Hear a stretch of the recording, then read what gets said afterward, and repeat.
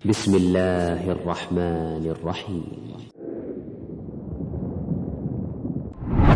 الحمد لله رب العالمين الصلاة والسلام على أشرف المرسلين نبينا محمد وعلى آله وصحبه أجمعين. السلام عليكم ورحمة الله وبركاته. Урматтуу мусулман бир туугандарым, биз мурдакы сабагыбызды балдарды тарбиялоо жөнүндө улантабыз. 14-чү кадам мулатафатаху ва мудаабатаху. Балдарды тарбиялоодо дагы бир негизги бизге өтө керек кадамдардын бири бул бала менен аны менен ойноп, аны эркелетүү. Ла шакка анна мулатафат ат-тифл, чындап ошол баланы эркелетип, ошол баланы аны менен ойногондо баланын өсүп чоңоюшуна өтө бир таасирин берет. Анткени буда негизги далилдер бар. Аллах Таала Ал-Имран сүрөсүнүн 159 аятында пайгамбарыбызга айткандай: "Фабима рахмати миналлах линта", Аллахтан болгон мээрим менен сен аларга мээримди болдуң, сен аларга жумшак болдуң. Линта лахум валау кунта фаддан галидал калб ланфадду мин хавлик. Эгерде сен аларга мээримди болбой, жанакындай копол болгонуңда, алар сенин жаныңан качып кетишмек дейт. Демек, пайгамбар алейхиссалату вассалам ал өзү мээримдүү, жөнөкөй, жана жумшак адам болчу экен. Ошол пайгамбарыбыздын берекелүү сүннөтүнөн бир нече хадистерди эскертсек. Пайгамбар алейхиссалату вассалам айтат. Бул хадисти Айша энебиз риваят кылат. Имам Хаким өзүнүн китебинде алып келген. Хайрукум ли ахлихи ва ана хайрукум ли ахли. Эң жакшыңар үй бүлөңөргө, тагыра айтканда жубайларыңарга жана балдарыңарга жакшы мамиле кылганыңар. Ал эми мен силердин араңарда ошол маселеде эң жакшымын деген экен пайгамбарыбыз. Демек, пайгамбарыбыз өзүнүн жубайы менен, балдары менен эң жакшы мамиледе болчу экен. Пайгамбар алейхиссалату вассаламдын дагы бир өтө кызык жашоосундагы бир окуялардан Абу Хурайрадан келет.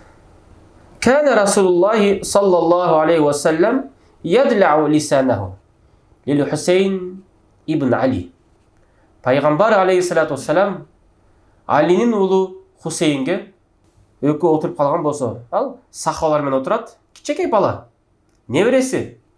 Андан кийин сахабалар нары жакты карап турган кезде пайгамбар алейхиссалату вассалам акырын Алинин уулу Хусейнге, мындайча айтканда өзүнүн небересине карап калгандан кийин ал аны карады. Андан кийин дароо тилин чыгарып койду дейт. Пайгамбар ага тилин чыгарып койду, кичекей балага. Анан тилин чыгаргандан кийин фаяра саби хамрата лисанихи фаяхишу илейхи. Пайгамбардын тилинин кызыл түсүн көрүп, ал өзүнчө эле кубанып, сүйүнүп каткырды дейт. Мына пайгамбарыбыз андан кийин сахабалар байкабай турган кезде кайра пайгамбарыбыз тилин тартып алды. Мына пайгамбар алейхиссалату вассалам кичекей балдар менен жөнөкөй ойногон адам эле. Сахабалар менен өтө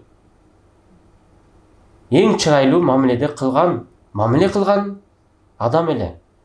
Бирок пайгамбар алейхиссалату вассалам кичинекей балдар менен ушундай бир ойноп, аларды эркелеткенди жакшы көрчү экен. Ошондой эле дагы бир окуя. Умар ибн Хаттаб күндөрдүн биринде пайгамбар алейхиссалату вассаламды көздөй келгенде анын үйүнө эшикти ачып карай калса эле пайгамбарыбыз жанакындай 4 буттап басып бараткан экен. Үстүндө Хасан мен Хусейнди өңөрүп алган экен. Анан пайгамбарыбыз өзүнчө эле жанакындай ат болуп, алар менен ойноп, ошентип ойноп аткан кезде Умар ибн Хаттаб эшикти ачып көрүп калган экен. Анан кийин айткан экен: "Ни'мал фарас тахтакума".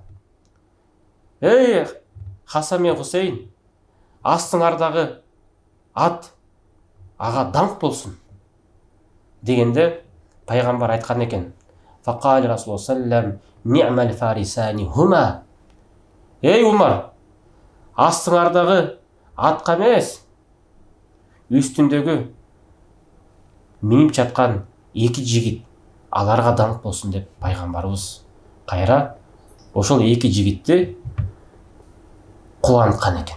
Ошентип эки небереси пайгамбарды жөн койбой аны менен ойногондо пайгамбар алар менен дароо ойноп, аларга дагы убакыт бөлгөн экен.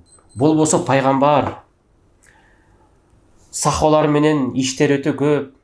Мединада канча деген казават, канча деген иштер, мусулман ортосундагы ынтымак, ошонун баардыгын дагы өз ордунда жазат, жана кичинекей балдарга дагы көңүл бурган экен. Бул хадисти Абу Я'ля өзүнүн хадисинде риваят кылат.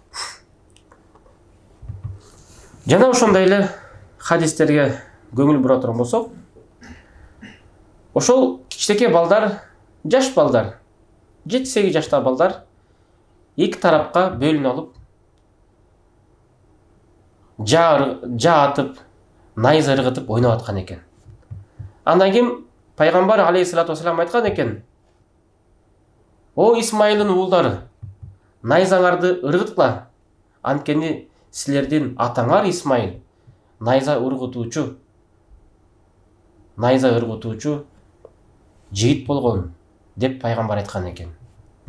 Андан кийин пайгамбар алейхиссалату вассалам эки тайпанын бир тайпасына кошулуп, алар менен кошо башка тайпага ошондой кол салуучулар болуп ойнойт экен. Найза, ал жерде найза жанакындай жөнөкөй эле бир жыгачтардан болгон найзалар. Андан кийин берки тайпа ыргытпай койт экен. Эмнеге дегенде, "Малакум ла тармун", силер эмнеге ыргытпай жатасыңар найзаңар дегенде, пайгамбарга ал балдар жооп берет экен: "Кейфе нарми ва анта маахум", кантип биз найза ыргытабыз, сен алар менен болгон болсоң дегенде пайгамбар айткан экен: "Силер найзаңарды ыргыта берле, ва ана маакум куллукум", мен силер менен баарыңар менен биргемин, ыргыта бергиле деп пайгамбар ушундай балдар менен ойночу экен. Бул хадисти Имам аль-Бухари риваят кылат. Ошондой эле бир пайгамбардын эркелеткен, балдарга көңүл бурган окуялары өтө көп. Будан эмне бир пайдалар табабыз? Будан пайда тапканыбыз, пайгамбар алейхиссалату вассалам ойноо жолу менен, балдарды эркелетип, ошо ойноо жолу менен жакшы адеп акылактарды аларга тартуулайт экен. Мисалы, сыдык, чынчылдыкты, амана, аманатчылдыкты жана жаман адеп акылактардан, жаман кулк мүнөздөрдөн оолак кылганга себепкер болот экен. Жанакындай жалган сөз, кыянатчыл, алдоо жана башка. Ошондуктан биз балдарыбызга аяр мамиле кылганды унутпайлык.